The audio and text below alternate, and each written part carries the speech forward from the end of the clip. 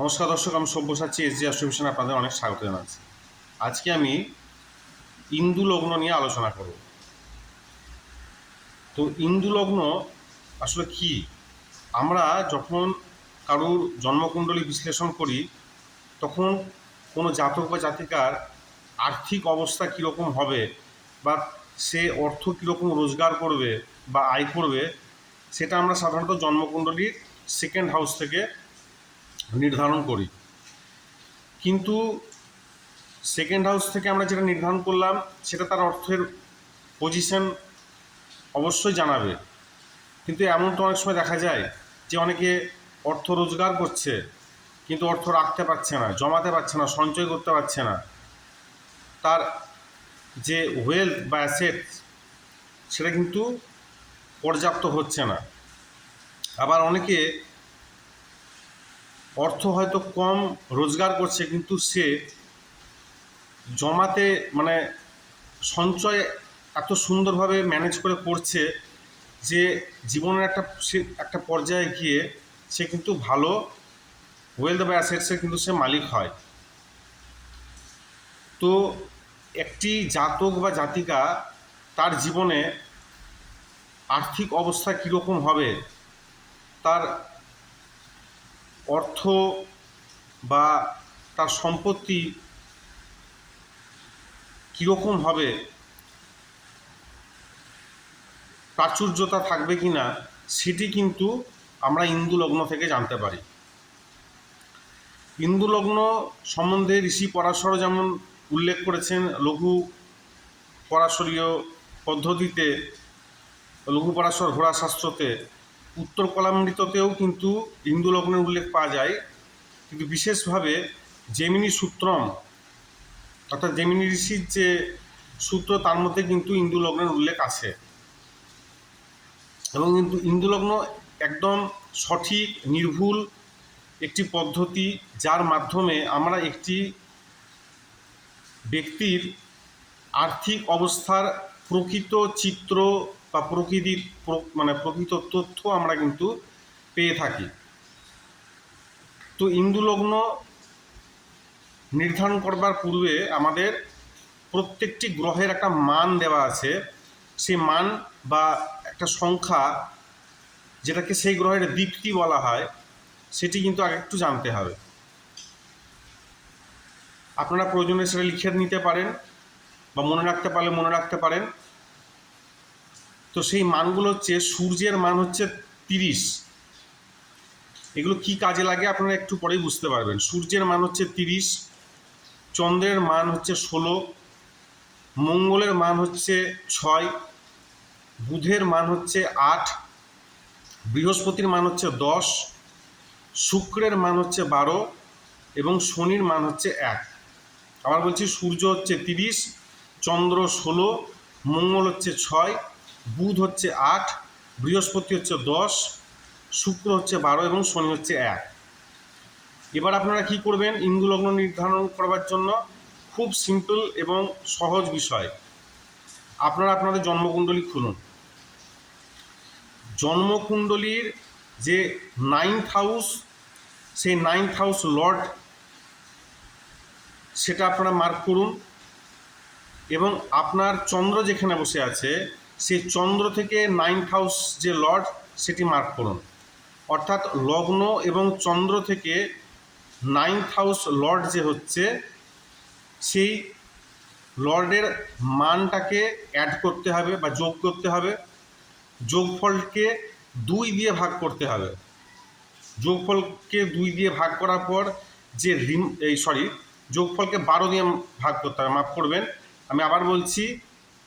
লগ্ন থেকে এবং চন্দ্র থেকে 9th হাউস যে লর্ড, সেই 9th হাউস লর্ডের মান অ্যাড করতে হবে, যোগ করতে হবে। যোগফলকে 12 দিয়ে ভাগ করতে হবে। 12 দিয়ে ভাগ করার পর যে রিমাইন্ডার থাকছে, অর্থাৎ ভাগ শেষ, সেই ভাগ শেষ আপনি চন্দ্র থেকে তত ঘর এগিয়ে যান, তাহলে আপনি আপনার ইন্দু লগ্ন পেয়ে যাবেন। এবার একটা উদাহরণের সাহায্যে বুঝে নিই। ধরুন আপনার মেষ লগ্ন এবং বৃশ্চিক রাশি। তো মেষ লগ্ন হলে, আপনার মেষ লগ্ন যদি হয় তাহলে মেষ লগ্নের 9th হাউস হচ্ছে ধনু লগ্ন পড়ছে, মানে ধনু রাশি পড়ছে, অর্থাৎ 9 নম্বর ঘর। তাহলে আপনি একটা জায়গায় লিখে রাখলেন যে লগ্ন থেকে 9th হাউস হচ্ছে ধনু, অর্থাৎ ধনুর রাশির অধিপতি হচ্ছে বৃহস্পতি। তাহলে বৃহস্পতির মান আপনি লিখে রাখলেন 10, আপনি লিখে রাখলেন 10। এবার চন্দ্র কোথায় বসে আছে? আপনাকে বললাম যে আপনার বৃশ্চিক রাশি, তার মানে বৃশ্চিক রাশিতে আপনার চন্দ্র বসে আছে। তো চন্দ্র থেকে 9th হাউস কাউন্ট করুন, দেখবেন কর্কট রাশি আসছে, অর্থাৎ চন্দ্র, কর্কট রাশির অধিপতি হচ্ছে চন্দ্র। চন্দ্রের মানটা এবার আপনি লিখে নিন। চন্দ্রের মান কত হলো? চন্দ্রের মান হচ্ছে 16। তাহলে এবার আপনি বৃহস্পতির একটি মান পেলেন লগ্ন থেকে 9th হাউস, আর রাশি থেকে 9th হাউস কর্কট রাশি পেলেন, চন্দ্রের মান পেলেন, অর্থাৎ বৃহস্পতির মান হলো 10, চন্দ্রের মান হলো 16। তাহলে 16-র সঙ্গে 10 অ্যাড করুন, হলো 26। 26কে আপনি 12 দিয়ে ভাগ করুন। 12 দিয়ে ভাগ করলে 12 দুগুণ 24 হয়। 26 থেকে 24 মাইনাস করলে 2 অবশেষ থাকে, রিমাইন্ডার। এই 2টাকে আপনি মার্ক করে রাখুন। এবার আপনার চন্দ্র যেখানে বসে আছে, চন্দ্র আপনার কোথায় বসে আছে? বৃশ্চিক রাশিতে। তাহলে বৃশ্চিক থেকে জাস্ট 2 ঘর এগিয়ে যান, অর্থাৎ বৃশ্চিক আর ধনু। তার মানে আপনার ধনু যেটা রাশি, এই ধনু রাশিটা হচ্ছে আপনার ইন্দু লগ্ন। অর্থাৎ আমার রিমাইন্ডার যা থাকবে, চন্দ্র থেকে আমাকে তত ঘর এগিয়ে যেতে হবে, তত ঘর এগিয়ে গেলে আমার যেটা রাশি পড়বে সেটা হবে ইন্দু লগ্ন। রিমাইন্ডার যদি আমার 4 হতো, তাহলে চন্দ্র বসে আছে আপনার 8 নম্বর, মানে বৃশ্চিক রাশিতে। আপনি 8, 9, 10, 11, আপনি 11, অর্থাৎ কুম্ভ রাশিটা তখন আপনার ইন্দু লগ্ন হতো। আশা করি আমি বোঝাতে পেরেছি। তো ইন্দু লগ্ন আপনি পেয়ে গেলেন। এবার এখানে দেখার কি আছে? এইখানে আপনার দেখার বিষয় হচ্ছে আপনি কি করে বুঝবেন আপনার অর্থ খুব ভালো হবে। ইন্দু লগ্ন যেটি নির্ধারণ হলো, সেই ইন্দু লগ্নে যদি শুভ গ্রহ অবস্থান করে, নৈসর্গিক শুভ গ্রহ, অর্থাৎ শুক্র, চন্দ্র, বৃহস্পতি যদি অবস্থান করে, তাহলে আপনার কাছে ভালো সম্পত্তি হবে এবং খুব সহজেই আপনি সেটি অর্জন করতে পারবেন। যদি পাপক গ্রহ বসে থাকে লগ্নে, তাহলে সেক্ষেত্রেও আপনি ভালো সম্পত্তি অর্জন করতে পারবেন, কিন্তু অনেক পরিশ্রম করার পর বা অনেক কষ্টের পর। এবার দেখুন আপনার যেটা ইন্দু লগ্ন হলো, সেই ইন্দু লগ্নটা আপনার জন্মকুণ্ডলিতে, যেটা আপনার জন্মকুণ্ডলী অর্থাৎ লগ্ন কুণ্ডলী যেটা, সেই লগ্ন কুণ্ডলীর মধ্যে কি কেন্দ্রে অবস্থান করছে?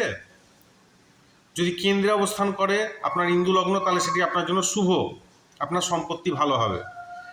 যদি কেন্দ্রে অবস্থান না করে, সেক্ষেত্রে প্রবলেম। এবার আপনি দেখুন ইন্দু লগ্ন আপনার বেরিয়ে গেল ধনু উদাহরণ কুণ্ডলিতে। এবার ওই ইন্দু লগ্নটাকে লগ্ন হিসাবে ব্যবহার করুন, মানে 9 নম্বরটাকে ভাবুন 1 নম্বর ঘর দিয়ে। এবার আপনি দেখুন যে আপনার ইন্দু লগ্নে, যেটা ধনু লগ্ন বের হলো, সেই লগ্নে কোন কোন শুভ গ্রহের দৃষ্টি পড়ছে। যে যে শুভ গ্রহের দৃষ্টি পড়ছে, আপনার অর্থ সেই সংক্রান্ত, মানে সেই সমস্ত গ্রহ সংক্রান্ত কাজকর্মের মধ্য দিয়ে আপনার অর্থ রোজগার হবে। এবার আপনি দেখুন যে আপনার ইন্দু লগ্ন, যে সেই ইন্দু লগ্নের অধিপতি, অর্থাৎ ধনু লগ্ন আপনার ইন্দু লগ্ন বেরালো, সেই ইন্দু লগ্নের অধিপতি বৃহস্পতি হচ্ছে। তো সেই বৃহস্পতি যদি আপনার ইন্দু লগ্নের 3, 6, 8, 12তে অবস্থান করে, সেক্ষেত্রে আপনার কিন্তু অর্থ বা সম্পত্তির পরিমাণ কিন্তু খুব একটা বেশি হবে না। আপনাকে কিন্তু অনেক পরিশ্রম এবং কষ্টের মধ্যে দিয়ে কিন্তু জীবন অতিবাহিত করতে হবে।